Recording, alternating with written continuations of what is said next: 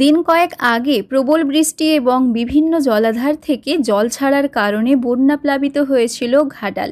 কয়েক লক্ষ মানুষ ঘর ছাড়া হয়েছিলেন। তাদের মাথা গোঁজার ঠাঁই হয়েছিল কোনো স্কুল, ঘর বা ফ্লাড সেন্টারে। তবে বেশ কয়েকদিন আবহাওয়ার উন্নতি থাকায় ধীরে ধীরে বন্যা পরিস্থিতির উন্নতি হচ্ছে।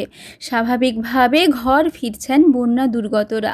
তবে তাদের চলাচলের সেই রাস্তা যেন মরণ ফাঁদে পরিণত হয়েছে। বন্যার জলের প্রবল স্রোতে ভেঙে গিয়েছে রাস্তা, বাড়িঘরেরও একাধিক ক্ষয়ক্ষতি হয়েছে।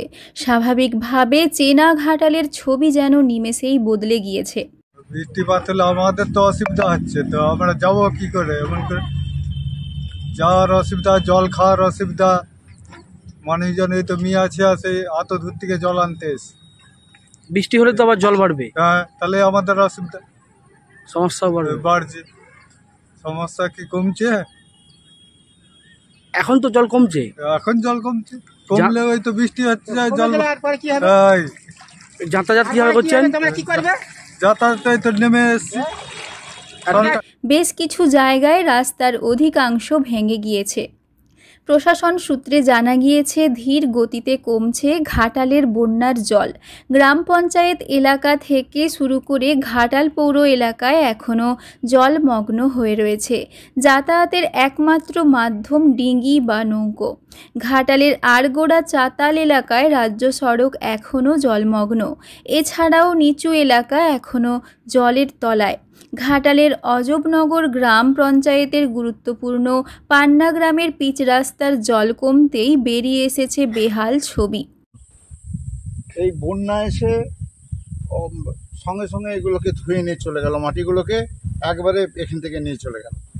এই মাটি খুব ভালো বাঁধ ছিল, পিচ রাস্তা ছিল, ট্রেকার সমস্ত ট্রাক সমস্ত কিছু ওখানে যেত, কিন্তু বন্যা এসে হঠাৎই এই সর্বনাশ করে দিয়ে চলে গেল। তাহলে এখন কি যানবাহন চলছে না? না, এখন যানবাহন কোনো কিছু চলছে না। আমরা তো সব গৃহবন্দী, সব ঘরবন্দি হয়ে আছি। বন্যা কবলিত গ্রাম পঞ্চায়েত এলাকার রাস্তাঘাট ভেঙে চৌচির। রাস্তা দিয়ে চলাচল ক্রমেই দায় হয়ে উঠছে। রাতের বেলা সামনে দাঁড়িয়ে আছে বিপদ। জানা গিয়েছে 10টি গ্রাম পঞ্চায়েত এলাকা, ঘাটাল পৌর এলাকার 12টি ওয়ার্ড এখনও জলমগ্ন হয়ে রয়েছে। আবার বৃষ্টি হলে বাড়বে দুর্ভোগ। ইতিমধ্যে কয়েকদিন পার করল ঘাটালের বন্যা। চাষের জমি থেকে বাড়িঘর সব কিছুই প্লাবিত হয়েছে। রাস্তার উপর দিয়ে গাড়ি বাইক নয়, চলেছে নৌকো। প্রসঙ্গত, ভারী বর্ষা এবং হঠাৎই জল ছাড়ার কারণে বন্যা পরিস্থিতির সৃষ্টি হয়েছিল ঘাটালে। নিমেষে হু হু করে গ্রামের মধ্যে জল ঢোকায় প্লাবিত হয়েছিল একাধিক এলাকা। তবে সেই এলাকা এখনও পুরোপুরি বিপদমুক্ত নয়। কবে আবার স্বাভাবিক ছন্দে ফিরবে ঘাটাল, সে উত্তর নেই কারো কাছে।